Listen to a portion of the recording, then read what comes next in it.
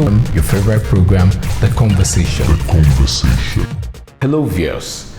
You're welcome to yet another program of The Conversation with Senator Dr. Patrick Ayo Akinye-Lure. He's representing Ondo Central Senatorial District and Chairman Senate Committee on Ethics, Privileges and Public Relations. He's a chartered accountant, a banker, an expert in taxation and fiscal policy matters. You mentioned something very, very key, and that is, you said that the legislators are on the same page with the executive. A lot of Nigerians will find this statement very uncomfortable because it is always believed that the legislators are to check the excesses of the executive so that the three arms of government will be properly separated. But would it be right to say that the present legislators in Nigeria are appendage of the executive? We are not seeing where the legislators in Nigeria are putting the executive on their toes. How would you react to people that have that perception? You see, let me tell you something. You see, in Nigeria, like I said, we are senior citizens because we are choosing out of many qualified ones to represent them. We take a decision that will be in the best interest of the whole country. Bearing in mind where we all find ourselves. At this point in time, all proposals of the executives that we believe is going to be in the best interest of the country, we are on the same page with them. The one that we believe is not in the interest of Nigeria that we represent, we say no. It's not our time that you will be fighting. There are ways we resolve issues. If we who are selected in 469 160 constituencies and 109 central districts are longer ahead with the president and his vice, who has chosen some of our people to be in the executive government to work with him. We are fighting every day who suffers. The people we represent. Are you with me now? Yes. So in the Ninth Assembly, we consider it. We consider that it will be a waste of the votes given to our people that to come to legislature and be fighting the executive arm of government that was meant to execute the programs and policies of the administration of which we have made law for them to do. But that is not to say that we are not, we are not at loggerhead with them on policies that we believe will not be in the interest of our people. There are ways we resolve issues. There are ways we put them on their toes. You see, many executives of pastors are invited nearly on daily basis to query. When you query,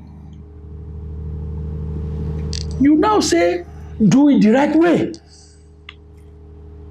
Those who don't listen, we recommend for their removal. That's why at times you see Mr. President reshuffling at times. That's what Mr. President saying some people are asked to take their leave, replace them. We don't need to be fighting to do war. This particular lecture under the leadership of Ahmed Lawan, let me tell you, is one of the ranking, most experienced legislator we have in this country today. He has always been in the legislature, so he knows the working of the legislature. Some who don't have the means, they will say, let's fight. Start fighting openly. And who suffers? People will represent the Nigerians. You find out that if not because of this pandemic, within the 3 months we resumed the Ninth Assembly, we were able to approve the budget to run from January to December. from the usual June to June. Because it's the experience. And so issues we have with the executive are resolved in a professional way, a mature way that will be in the interest of the people we represent. But people, and those of you in the media, when you don't see us fighting openly, you will say we are rubber stamp legislators. How can we be rubber stamp legislator? Before any of us get to that place, before we get the vote of our people, they have respected us as what? As a senior person that have integrity. We're not jamborees. We're not schoolboys. Many of us who are assembled in that particular, many of them have been governor of a state for 8 years. Many of us have been chief executive of many successful companies. Many of us are millionaires. Let me tell you, the poor in this country is not even the politician, it's civil servants. The civil servants, they will manipulate you.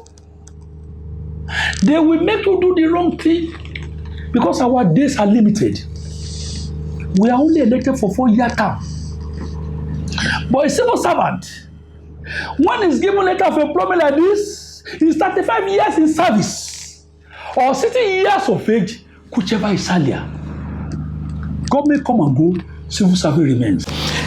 Now, distinguished senator, the federal government is borrowing $3.4 billion from IMF under the Funds Rapid Financing Instrument Program, and also seeking additional $3.5 billion from the World Bank and the African Development Bank without economic and structural reform. People, Nigerians are afraid that we might be running into sovereign debt crisis. What are the implications of this law? You see, we reconvene. We passed the budget of the Federation before 34 December last year. And then the content of borrowing that we needed to finance our budget was only 1.6 billion. And it was structured in such a way that some of it will be borrowed from the local banks, some borrowed from international, financial institutions. Because of COVID-19, the executive have to call us, come on. This approval we give, in the present circumstances, it will not be in the best interest of our country, because the economy economy of the whole world has been affected. It will be too costly for us to borrow this quantum from foreign borrowing. Last Tuesday, we were called upon, like we said, anything that will be in the best interest of the country, we will be on the same page with them. We looked at it. Look at they are making sense. That we have to go and borrow almost 850 billion from foreign financiers. It may be too costly for us to bear. And we have to make a resolution that will be borrowed locally.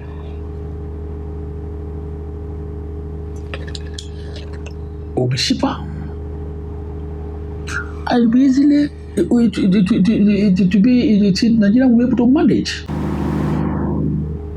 And that is why some palliatives are being put into place now, like the central bank, ensuring that these small businessmen, after this COVID, they will be able to survive and keep their economic activities gradual basis. Like I said, you see, the senators of Federal Republic of Nigeria will go for any proposal that will be in the best interest of the country. The whole world is affected now. We are looking at what? If we look at the amount of money Nigeria used to import rice before, when we stop that one and we devote it to our local farmer, people will have food to eat. palm oil, agriculture, we develop it. We're looking what?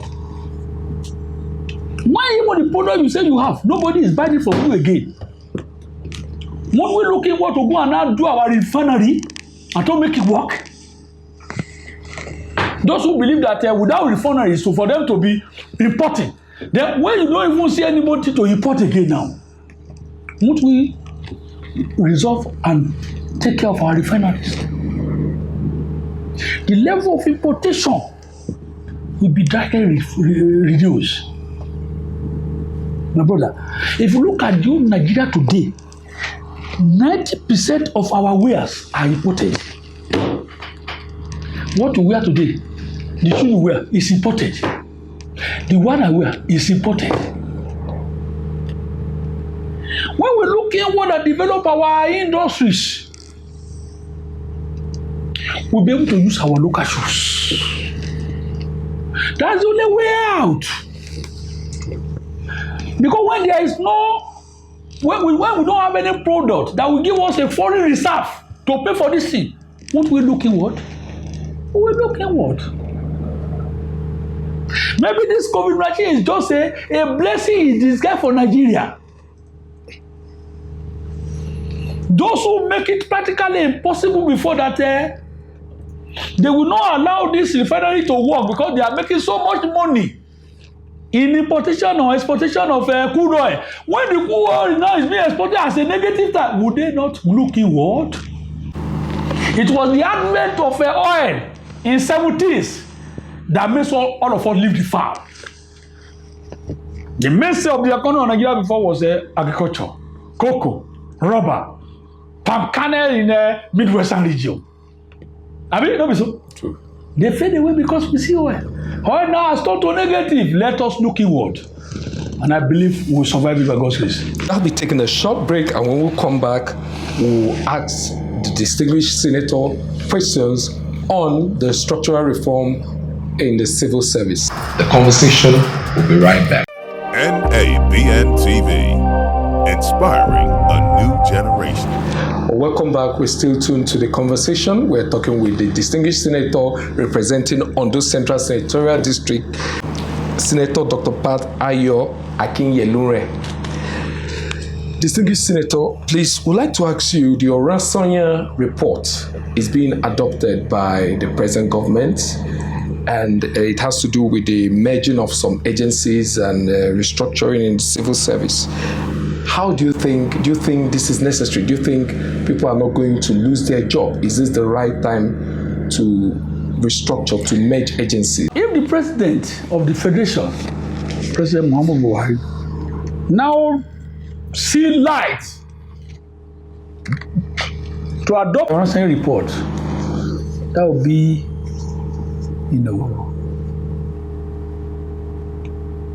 a good step in the right direction.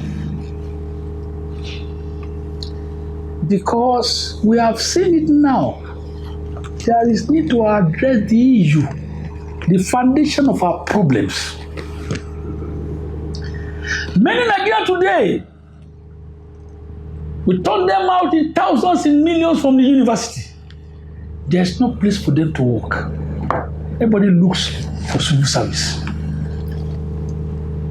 That is why my constituency, your constituency, millions of graduates, first class, second class, upper division, they are roaming about the streets of major cities in Nigeria, having nothing to do.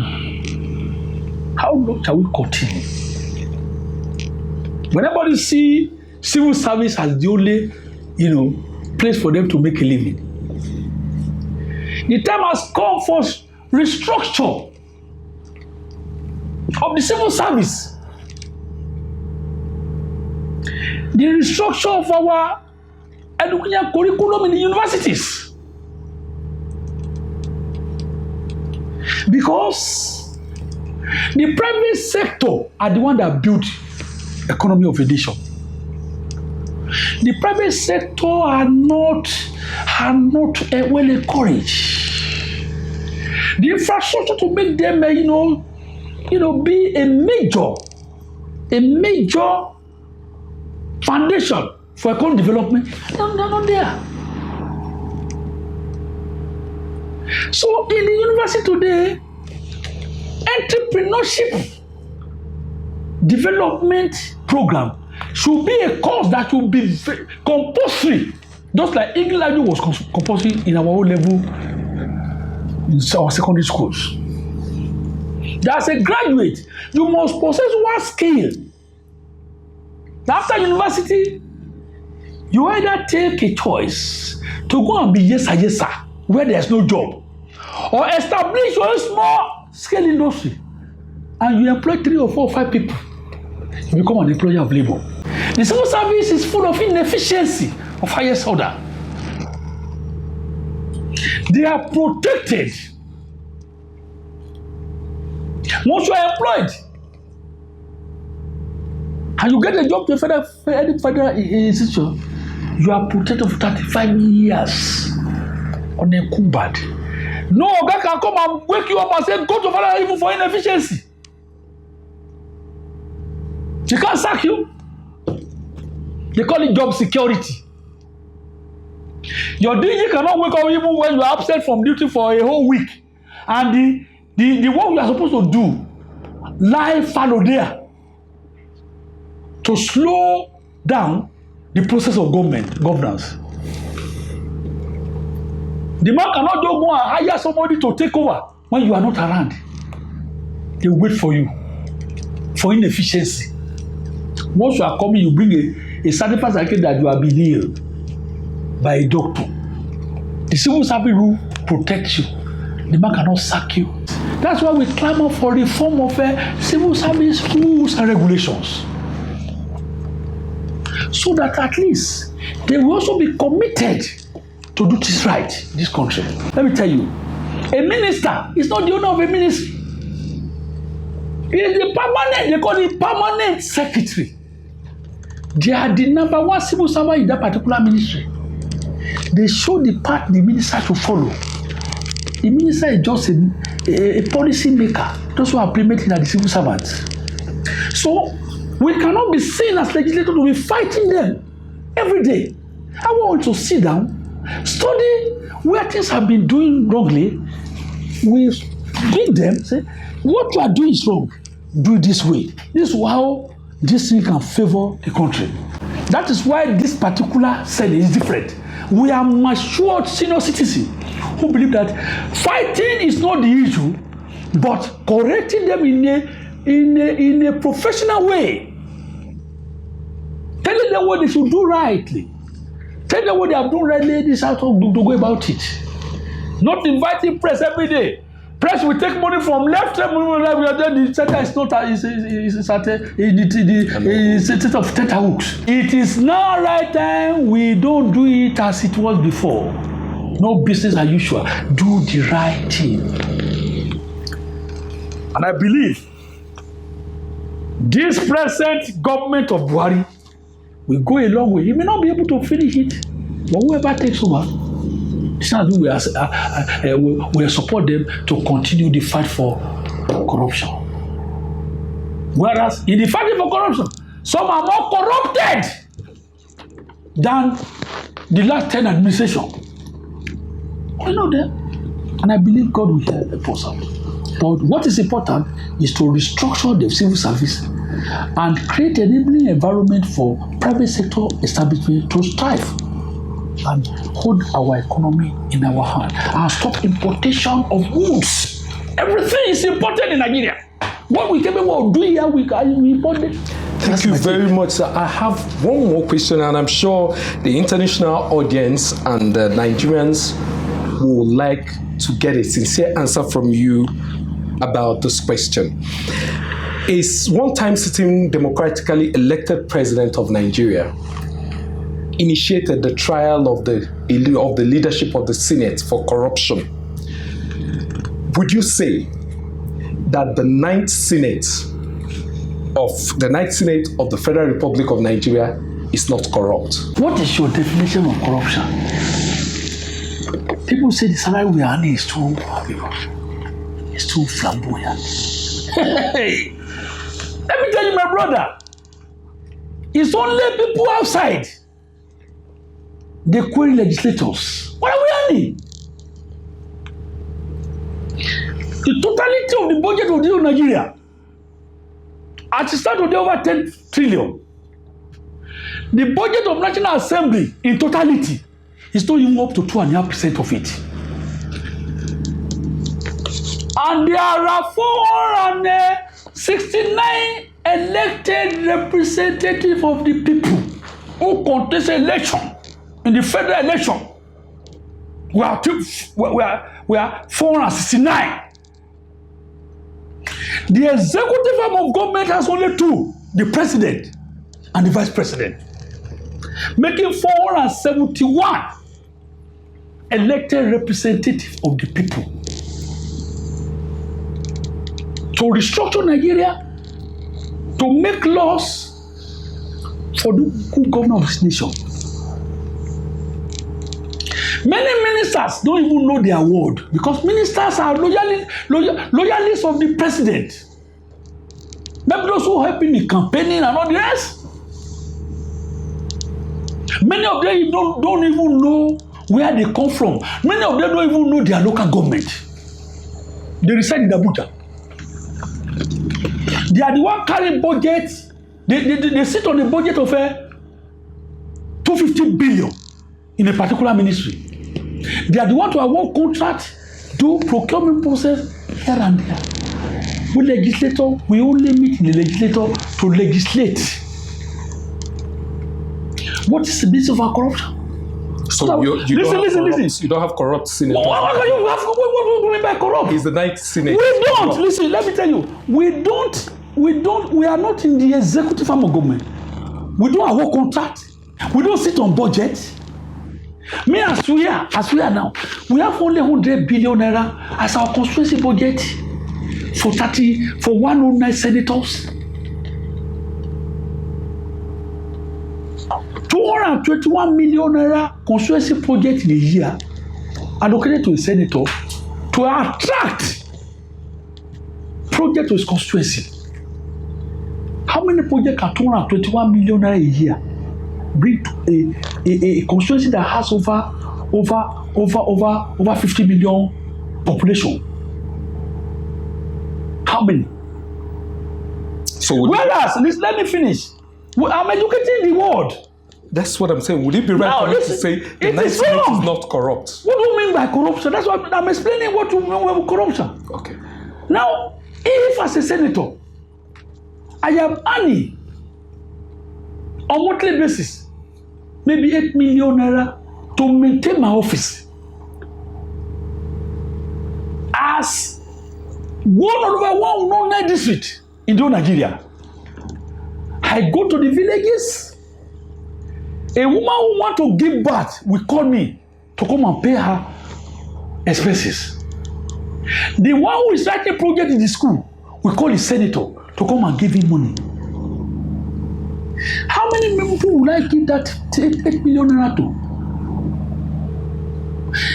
This COVID-19 I spent close to over 100 million from my private resources. That's why I say those of us in the Senate, we are not there as paupers. We have made success in our endeavor before coming to the Senate as senior citizens. My allowance, my running grant for the next 6 months, I have spent in my private capacity to take care of my people. 2,000. As palliative cash for them to do that too. My brother, if you see the fight, that is to tell you the level of poverty we have in this country. Those people are represented, we are as poor as them because a rich man among the poor is even poor. If you bring out 100 million, use a palliative, it has no significant impact on them. That's the level. For a minister, a budget of international travel in a year, maybe 1 billion. 1 billion for a minister. In some ministries, they go to international conferences. They don't know them in their constituency. Nobody telephone them to come and pay medical bills. And you say senators are corrupt. What do I want contract? And we are educating the whole world. You say a senator in Nigeria is the most paid in the whole world. The senator in America has the problem I have. When you even convert my 8 million naira to dollar, at now today is at 404. When you convert my 8 million naira a month to take care of my office and people where I come from, divide 8 million with 404 naira, how many dollars do you have? An American legislator that has about $250,000. Nobody is phoning him to come and pay medical bill because the system, the government has provided that infrastructure for its constituency members. Nobody is going to pay him to go and pay for diesel generator because the government has provided an environment in his constituency. Nobody will phone him to come and provide a motor to carry the dead mother from Lagos to Akure. So what are we now talking about? Are we being voted to go and be slave in National Assembly? If I get it to make 8 million naira monthly as a running grant, and the 8 million naira I get as a running grant can be used by a senator, by a minister who was never voted for, who never know his word, who never even know the chairman of his ward. We go to America in 1 year and spend about 50 million naira as palliative, as a palliative of office. A minister where they are going now, you see cars, you see police. All must be kept out from government money. Me as a senator, I cannot go with a entourage. Where would I get money to pay for them? Where would I get it? But they have budget for these ones in the executive of government. But people will say senators they are the highest paid person. They will be calling us because we are very close to them. You can't even get to minister's office because you don't have their number. Nobody. It is SA we put down from where? I don't know you. Drop. Tomorrow, every Friday, I go there. They will meet me. In the morning, you see them, they sit down. I must feed them. People are hungry. People with first-class certificate, they can't eat. They will come in the morning, we feed them. They can't go to minister like that. So we are telling the whole world that come as legislators. We have to make laws for good government of Nigeria. But it's not, we have never committed any sin for representing our people. We receive the worst insult in the whole world. Somebody who cannot clean your shoe as a cleaner, we say, Mr. Senator, I call you, don't answer me. I voted for you. My mother is dead. It feels you're answerable. Yeah. 20,000 like that in a month requesting for assistance. So my brother, it is the executive of government. If you want to build school, they will domicile your project with a Ministry of Education. They will be the one to advertise it to the whole world. They will be the one to show the contractor that they believe can do the work for you. They are the one to pay them. We don't handle money. Our salary as senator is being regulated by Salaries and Wages Commission, like other civil servants. This is what the world don't know. People will just sit down and be writing. Wow, this has been very explosive. We've had a wonderful conversation with distinguished Senator Dr. Patrick Ayo Akinye-Lure, a chartered banker, an expert in taxation and fiscal policy, and also the chairman, Senate Committee on Ethics, Privileges, and Public Petitions. Thank you very much, distinguished Senator, for your time. I'm sure the people that are watching, the viewers, must have gotten educated by the incisive areas that you took us to. Thank you once more. Thank you once again for having us here.